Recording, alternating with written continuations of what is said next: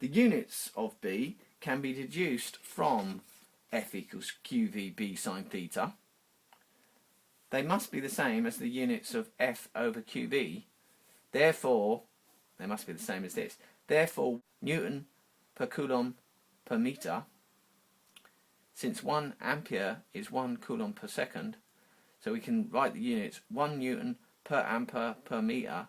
This unit is called the Tesla, named in honour of Nikola Tesla.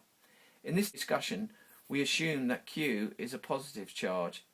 If Q is negative, the direction of the vector force F is opposite to that shown in the last diagram and given by the right hand rule. Thus, if two charges of equal magnitude and opposite sign move in the same magnetic field vector B with the same velocity, the forces on the two charges have equal magnitude and opposite direction. To explore an unknown magnetic field, we can measure the magnitude and direction of the force on a moving test charge and use the relationship F equals Q vector velocity V crossed with the magnetic field vector B, so we can use that. When a charged particle moves through a region of space where both electric and magnetic fields are present, both fields exert forces on the particle, and the total force is the vector sum of the electric field and the magnetic field forces.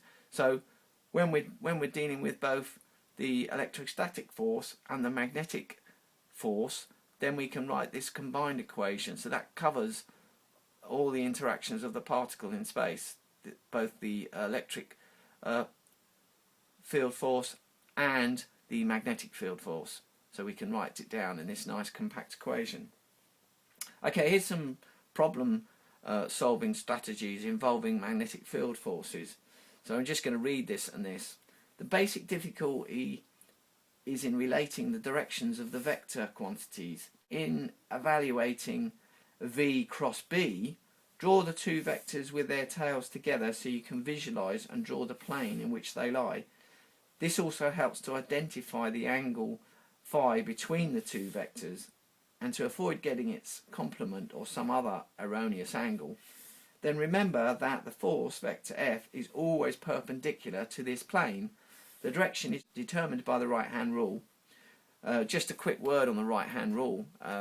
It's called the convention when the mathematics of vectors was worked out.